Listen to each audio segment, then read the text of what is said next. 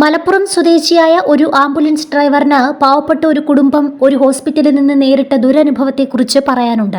പല ഹോസ്പിറ്റലുകളിലും നടക്കുന്ന കൊള്ളയുടെ, അഴിമതിയുടെ, നീതികേടിന്റെ ഉദാഹരണമാണ് ഈ സംഭവവും. മരണം സ്ഥിരീകരിച്ച ഒരു ബോഡി വിട്ടു നൽകുന്നതിന് വൻ തുകയാണ് കുടുംബത്തിൽ നിന്നും ഹോസ്പിറ്റൽ ഈടാക്കിയത്. എല്ലാവർക്കും നമസ്കാരം. ഞാൻ Mustafa Mundekkat, Tirur ambulance service, ambulance owners and drivers അസോസിയേഷന്റെ മലപ്പുറം ജില്ലാ president, SHR Tirur and Tanur coordinator.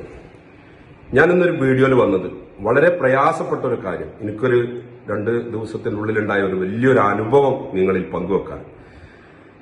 ഞങ്ങൾ ഈ ആംബുലൻസ് ഡ്രൈവർമാര് ചിലപ്പോൾ ചെറിയ ഹോസ്പിറ്റൽ, അതായത് എല്ലാ സൗകര്യങ്ങളും ഇല്ലാത്ത ഹോസ്പിറ്റലിൽ നിന്ന് മറ്റൊരു ഹോസ്പിറ്റലിലേക്ക് പോകും. ചില വീടുകളിൽ നിന്ന് പെട്ടെന്നൊരു എമർജൻസി ആയിട്ട് കാഷ്വാലിറ്റിയിലേക്ക് പോകുമല്ലോ നമ്മൾ. അവിടെ നമുക്കുണ്ടായ ഒരു വല്ലാത്തൊരു ദുരനുഭവം നിങ്ങളിലേക്ക് പങ്കുവെക്കാൻ. ഏത് ഹോസ്പിറ്റലിൽ ഞാൻ പറഞ്ഞില്ല, എല്ലാ ഹോസ്പിറ്റലും ഇല്ല കേട്ടോ. പക്ഷെ ഇന്റെ ഈ വീഡിയോ കണ്ടിട്ട് ഇതിനൊരു തീരുമാനം എടുക്കാൻ അധികാരികൾക്ക് പറ്റുകയാണെങ്കിലോ എന്ന് വിചാരിച്ചിട്ടുണ്ട്. നമ്മൾ പറയാന്നുള്ളതാണ്, നമ്മളെ അനുഭവങ്ങൾ നമ്മൾ പങ്കുവെക്കുക. ചെയ്യുന്നതും ശരിയും തെറ്റും തീരുമാനിക്കേണ്ടത് മറ്റുള്ളവരാണ്. ഒരടുത്ത് ഉണ്ടായ ഒരു സംഭവം, ഒരു വളരെ പാവപ്പെട്ട ഒരു കുടുംബത്തില്, അതായത് കോട്ടേഴ്സിലാണ് അവർ താമസിക്കുന്നത്. ഞങ്ങൾ ഈ ആംബുലൻസ് ഡ്രൈവർമാർക്ക് ഈ ഹോസ്പിറ്റൽ അധികാരികൾക്കോ അല്ലെങ്കിൽ ഹോസ്പിറ്റൽ അതിന്റെ മാനേജ്മെന്റിനോ ആരും അവരെ അവസ്ഥകൾ മനസ്സിലാവില്ല. എമർജൻസി ആയിട്ട് വരുന്നു, ചിലപ്പോൾ ഭയങ്കര ടിപ്പ് ടോപ്പിലായിരിക്കും, ചിലപ്പോൾ അവരെ ബന്ധുക്കളായിരിക്കും, അല്ല അയൽവാസികളായിരിക്കും കൊണ്ടുവരണം. അപ്പൊ അവരൊക്കെ ആൾക്കാരൊക്കെ കാണുമ്പോൾ അവർ വിചാരിക്കുമ്പോൾ ഒരു ഭയങ്കര സംഭവമാണ് അല്ലെങ്കിൽ ആളാണെന്നൊക്കെ ചിലപ്പോൾ തോന്നലുണ്ടാവും. അപ്പൊ ഏതൊരു പാവപ്പെട്ടവന്റെയും അവർ പാവപ്പെട്ടവനാണോ അല്ലേ എന്നുള്ളത് നമ്മൾ ആ വീടും അതിന്റെ പരിസരവും ഒക്കെ ഞങ്ങൾ ആംബുലൻസ് ഡ്രൈവർമാർക്കാണ് മനസ്സിലാക്കുക. അങ്ങനെ ഒരു അനുഭവമാണ് ഞാൻ പങ്കുവെക്കണേ.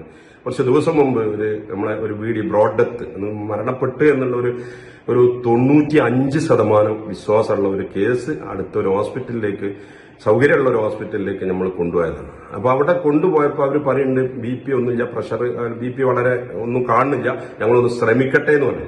ഓക്കെ, ഒരു ജീവൻ നിലനിർത്താൻ വേണ്ടിയിട്ട് ശ്രമിക്കലും അത് CPR ചെയ്യലും അല്ലെങ്കിൽ ഇന്റിമേറ്റ് ചെയ്യലും ഒക്കെ അത് വലിയ ഒരു സംഭവം തന്നെയാണ്. കാരണം അതുകൊണ്ടൊക്കെ പുനർജീവൻ കിട്ടിയ ഒരു ചരിത്രം നമ്മളിലുണ്ട്.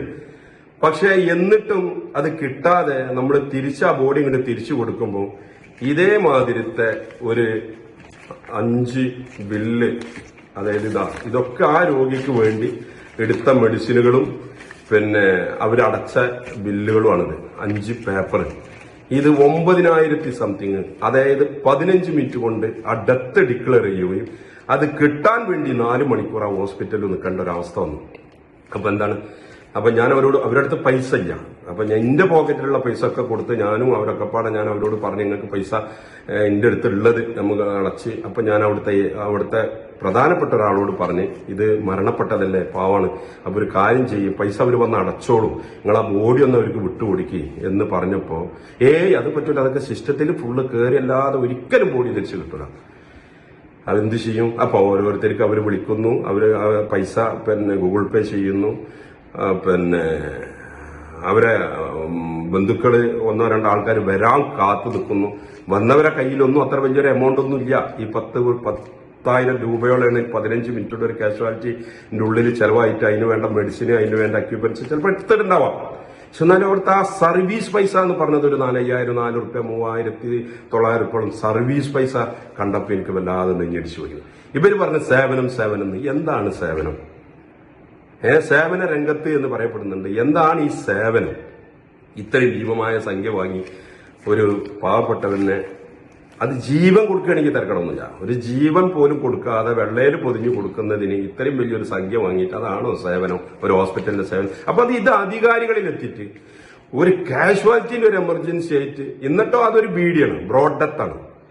എന്നാൽ അതിന് അവര് സർട്ടിഫിക്കറ്റ് അവർ വരുന്നത് ഞാൻ അന്വേഷിച്ചപ്പോൾ ഞാൻ അവരോട് ചെയ്ത് വലിയൊരു വീഡിയോ ആവുകയാണ്, ക്ഷമിക്കണം, നമ്മൾക്കിത് ഇങ്ങനെ ഭയങ്കര എക്സ്പീരിയൻസ് ഇല്ലാത്തതുകൊണ്ട് നിങ്ങൾ തള്ളിക്കളയരുത്, മുഴുവൻ കേൾക്കണം.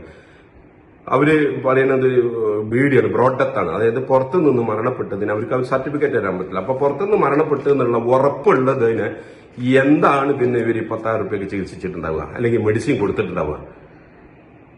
ഇനിയിപ്പോ അങ്ങനെ കൊടുത്താൽ തന്നെ അല്ലെങ്കിൽ ചെയ്താൽ തന്നെ അവർക്കൊരു മാനസിക പരിഗണന കൊടുക്കണ്ടേ? അപ്പൊ അതുകൊണ്ട് ഈ വീഡിയോ പരമാവധി ഷെയർ ചെയ്ത് ഈ കാഷ്വാലിറ്റിയിൽ എത്തുന്ന പെട്ടെന്നുണ്ടാവുന്ന 5 മിനിറ്റോ 10 മിനിറ്റോ കൊണ്ടുണ്ടാകുന്ന മരണങ്ങൾ അത് ഒരു സൗജന്യമാക്കി കൊടുക്കാൻ ഗവൺമെന്റ് ഇടപെട്ട് അല്ലെങ്കിൽ നേതാക്കൾ ഇടപെട്ട് അത് ചെയ്തു കൊടുക്കണം. ഇങ്ങനെ പല സംഭവങ്ങൾ കേരളത്തിലെ ആശുപത്രികളിൽ നടക്കുന്നുണ്ട്. മുൻകൂർ തുക അടച്ചില്ല, രേഖകളില്ല തുടങ്ങിയ കാരണങ്ങളാൽ ചികിത്സ നിഷേധിക്കുന്ന കേസ്, അമിത ചാർജ് ഈടാക്കൽ, കൃത്യമായ ബില്ല് നൽകാതിരിക്കൽ, സേവനങ്ങളിലെ കുറവ്, കബളിപ്പിക്കൽ തുടങ്ങി പല രൂപങ്ങളിലാണ് ഇന്ന് ആശുപത്രികളിൽ അഴിമതികൾ നടക്കുന്നത്. ആശുപത്രിയിലെ ഇത്തരം കൊള്ളകൾക്കെതിരെ ഗവൺമെന്റ് ഉടനടി നടപടിയെടുക്കണം.